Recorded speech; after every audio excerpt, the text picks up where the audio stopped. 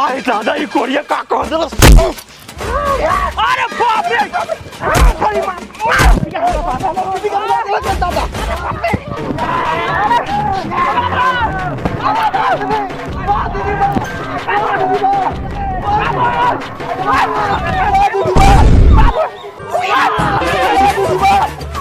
ओरे बाप रे जब बहन चोदवा का चाइन कइले बाड़ा सो बाबू के मुंह वहां दे हल।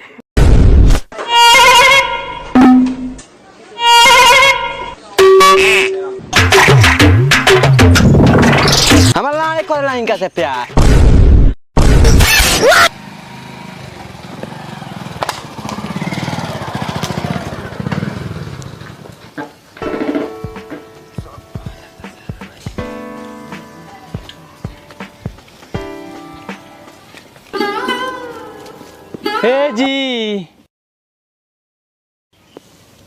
हे जी सुना तनी है लागा था कोरिया बहिरा गइल का रे दर्दिया भइल नासिक बा कि देवराई ढूंढ के आशिक बा।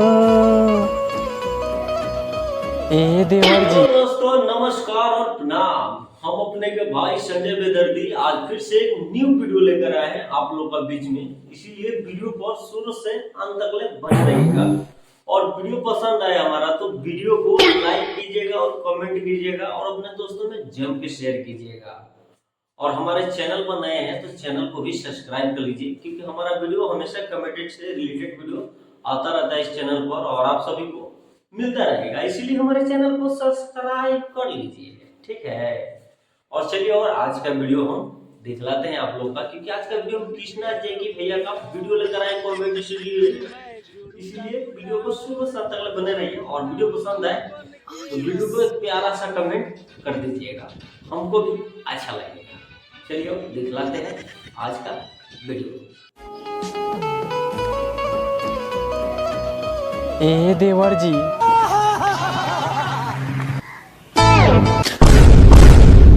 ए भगवान इका का मिलता देखे के। बोलो भौजी काहेला बोलैलू हो। ए छोड़ी बूढ़ा बात सुन ली तो कर गाड़ फट जाई छोड़ी। हाँ भोसड़ो सब सुनतानी कौन कौन खेलवा खेलता इहो देखतानी खाली घर के इज्जत बा ऐसे ना कि कुछ बोलत ना तो हम केतना घर बिगड़ले रहन। अब अच्छी ना रा हरवा का चलना कोई नहीं रोरा भैया कोई नहीं जाई भेजी।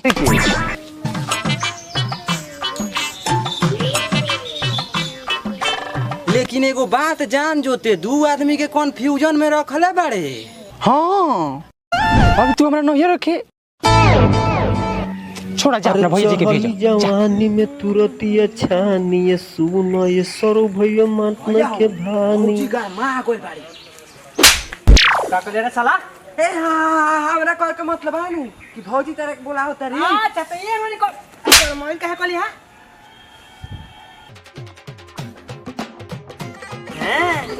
पता बानू बाबू नाच में रहे वाला लोग डरो माराला ओकर भड़ो लियाला साला नचनिया सब के संगते रहत बोला का कहतरू। हे जी बड़ी मन करता मारे चलो मिल के संगे मकैया में रह चलो होइए जाओ अब खाली मौगाइले रहेला। हमरा खोसी के मीट नु खाए के मन करता जाई बाजार से 1 किलो टप से लियाई हम गप से खा ले। देखो अभी हमरा लगे पैसा नहीं खे 2-3 दिन बाद हमरा हाथ में पैसा होता तो तोरा के खोसी के मीट खियाएम। ए हम कुछ नहीं के जाना हम खोसी के मीट खाएम त खाएम।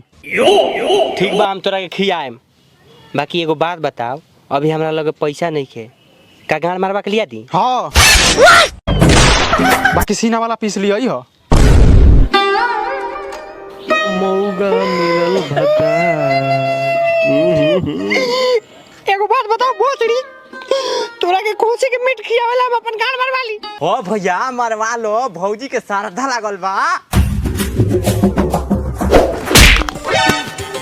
तू तो सराउ चुपे रह एकदम चुप रह ना तो मार के गाड़ फाड़ देम। हमारा बारे में जथी बोले बा तथी बोल हमरा देवर के बारे में कुछ कहबो भइल नासिक बा कि देवराई ढूंढ के आशिक बा। अरे बाप रे बाप देखो तो चिनरी के गाड़ी बोला दिया। हम कलर देखी तेही में ओकरा के चुस्ता खिया के चस्कइले बड़ी। अभी तो उ मूड़ी पर चढ़ल बिया, कुछ दिन और रुक जा, एक दिन ऊपर से मुंह में मुती दी। अरे जो रे बेलवास तोरा तनको बोले के लूर बुर नहीं खे। अरे बाप रे ई खरानी ना माने तो ना माने। भरपूर बानी हो तो बहु नहीं मानेला। छोड़ कमर सीना का मीट किया सीना चरबोदा खोया चरबोदा चर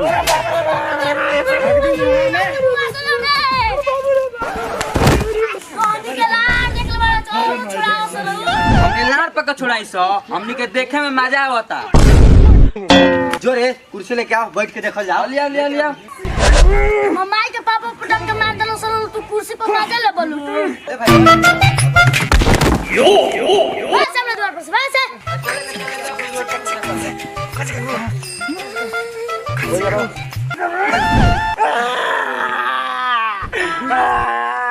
नदिया के बेटा मार ले बा अपना भाई के बोला के कर माई बहने करवाए। बोलेबे तो ठीक बा बुलाओ ओकरा के। उ सरवा आवता तो ओकर कान फाड़ के ओइ में घुसा के तोरा के तोरा नहीं हर भेज देम। दर भोसड़ी बोला बोला घरी नहीं रहिए गइल बोला। बोल दीदी का समाचार बा? अरे निपुत्रा मरले बारे। कौन निपुत्रा मरले बारे?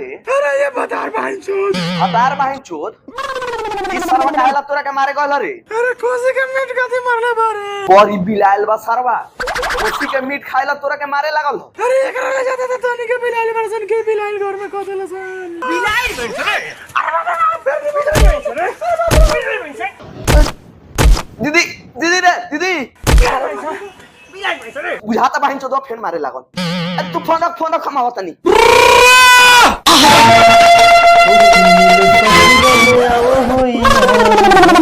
दुबरा गोइल बा दुबरा गोइल बा दुबरा गोइल बा दुबरा गोइल बा मिले ससुर में आओ हो यार बतार सर्व पगला गोइल बा।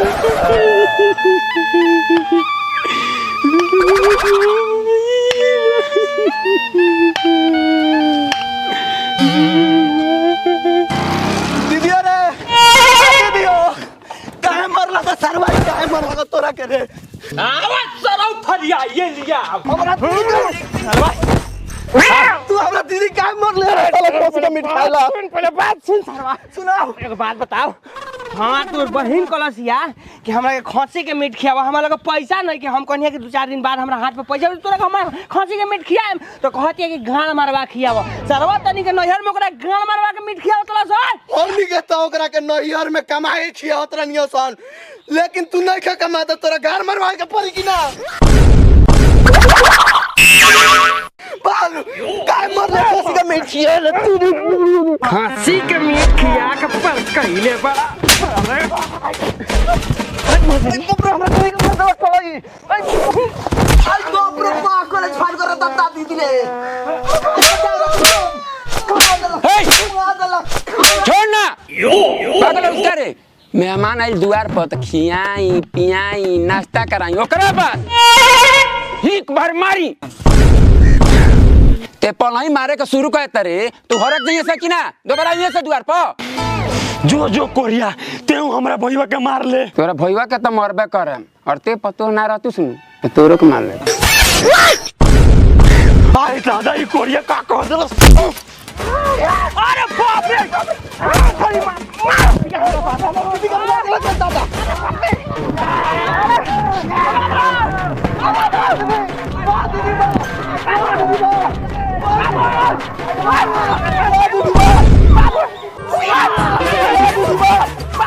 ओरे बाप रे तो बहन चोदवा का चाइन कोइले बाड़ा सो बाबू के मुंह हाथ हला। ए बाबू उतारा ना हो, ए उतारा उतारा आधा पहले परान निकल गया।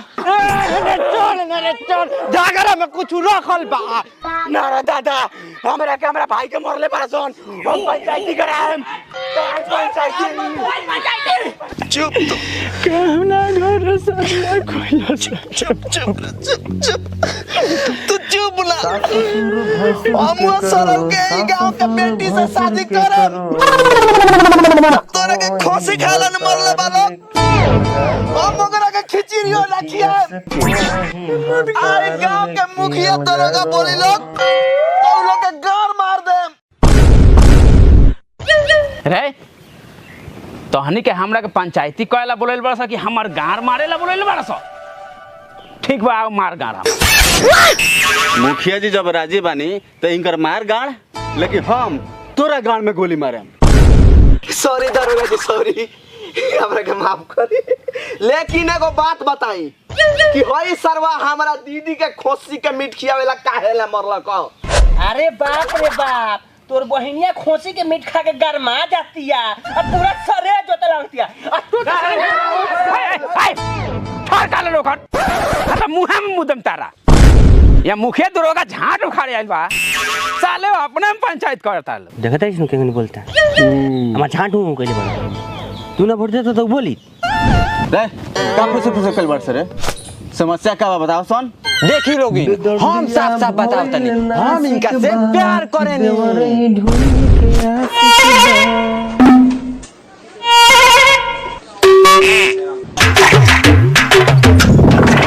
हमारा लाने करेला इनका से प्यार। झगड़ा बोले तो हम तो उजी रहबो ना कमी, हम तो आराम से एकदम ताश खेलत रही। बैठ नीचे।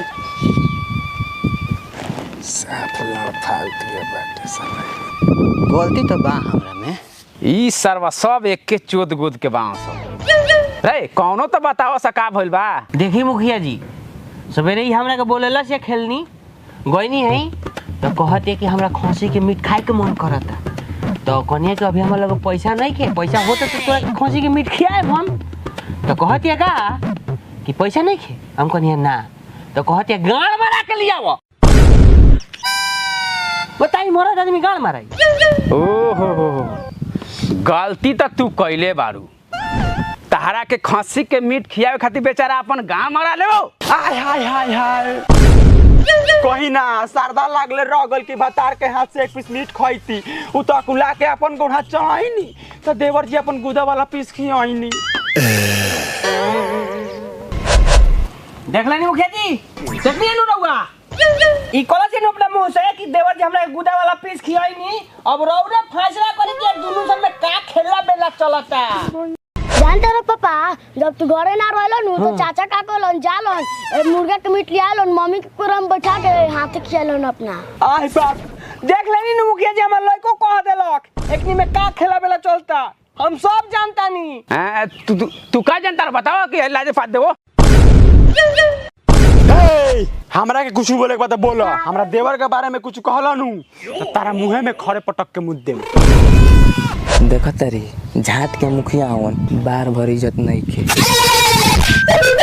ओने कहता कहता मेहरारू के सामने केंगे बतिया के भाई इज्जत बा। कि चढ़ली जवानी में तरतिया टूटा मानी न उखाड़ दी तूर दी देख लेनी न मुखिया जी क्या नहीं देवर की ओर से बहतिया। ए का बहुत नहीं हो, का बहुत नहीं हमार का गलती बा। हम इतने कोनी हो कि भैया भौजी के खोसी के मीट खाए के मन करत लिया के खिया दे में हमार गलती हो गई। तोरा में गलती नहीं खे, सब खेलवा देखे नहीं हम। हमरे जामल हमरे के सिखावत रहलो। तू चिकन बारा तू दोनों बापे बेटा हमरा भाई के मरला हलो, हमरो के मारे पड़ रहल ह। हम गर्जियन है तो मारम ना। तू तो दूसरे कुछ मारे के कहत रहल। मारे लिजगा रे मुखिया जी, हम कुछ ना के जानत हमरा फैसला चाहिए हमें मेहरारू पर ना रहे। रे खेलनी ते साफ साफ बताओ कि मरद पर आवे कि देवर पर आवे कि सासुर पर आवे। जल्दी बताओ आनी हो आ गइल। ना हम पति के संग रहे ना हम देवर के संग रहे, बस रह जो रे हम तक दरोगाती के संग रहे। और हमारा वीडियो देखने के लिए आप सभी को दिल से धन्यवाद। और वीडियो पसंद आया हो वीडियो को लाइक कीजिए और कमेंट कीजिए और अपने दोस्तों में जम के शेयर कीजिए। और फिर मिलते हैं नेक्स्ट वीडियो में। अभी के लिए जय हिंद, जय भारत।